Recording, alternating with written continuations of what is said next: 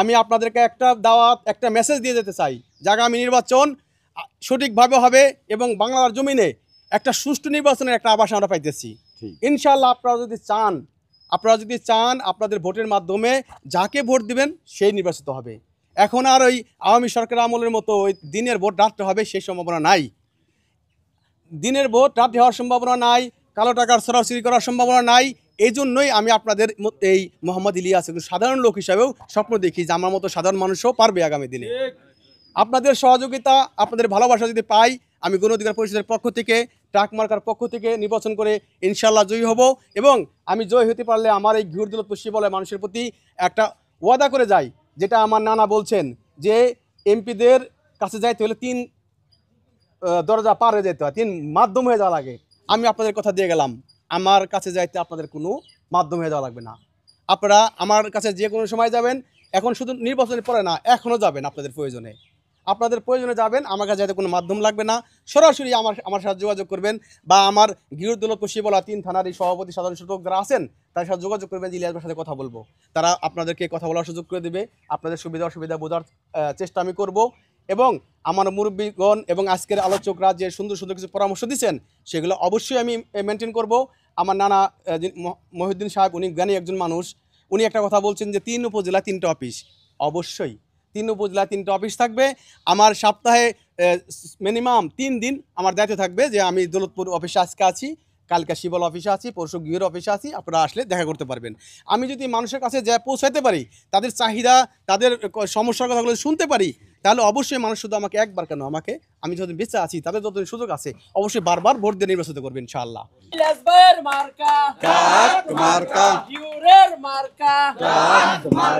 তো আগামী নির্বাচনে ইলিয়াস ভাই আমাদের এই এলাকার মনোনীত প্রার্থী। আমরা তথা আপনারা এলাকাবাসী এখানে যারা আছেন সবাই ইলিয়াস ভাইকে সমর্থন দিবেন। উনি যেন আগামী নির্বাচনে বিজয়ী হয়ে আপনাদের একজন সেবক হিসাবে কাজ করতে পারে। পাশাপাশি ওনাকে আপনারা যাচাই বাছাই করবেন। অন্যান্য দলের যে এমপি মন্ত্রী যারা বিগত সময় ছিল এবং বর্তমান সময়ে যারা আছে তাদের সাথে আপনারা কম্পেয়ার করবেন, তাদের সাথে তার ডিফারেন্সটা কী। যদি আপনাদের কাছে মনে হয় যে ইলিয়াস হুসাইন ভাই একজন যোগ্য, সৎ এবং নিবেদিত মানুষ, তাহলেই তাকে ভোট দেবেন। আমি বলবো না তাকেই ভোট দেন, আপনাদের কাছে যাকে মনে হবে যে যোগ্য তাকেই ভোট দেন। কারণ ভোট হচ্ছে আপনার একটি আমানত, এই আমানতের খেয়ানত আপনি করলে এর শাস্তি আপনাকে পেতেই হবে। সেই দৃষ্টিকোণ থেকে আমি সবাইকে আহ্বান জানাবো যে আমাদের ইলিয়াস হুসাইন ভাইকে আপনারা ভোট দিয়ে জয়যুক্ত করবেন। এই 2019 সাল থেকে 24 সাল পর্যন্ত কোন রাজনৈতিক দল প্রকাশ্যে রাজনৈতিক কর্মসূচি করতে পারে নাই। আমরা মাইর খাইছি, জেলে গেছি, আমরা রাজনৈতিক কর্মসূচি করছি। 2024 সালে আমাদের জীবনের নিরাপত্তা ছিল না, কারণ একমাত্র রাজনৈতিক দল যারা আমরা মাঠে ছিলাম এবং আমরা এই আন্দোলনের সাথে সবচাইতে বেশি সক্রিয় ছিলাম।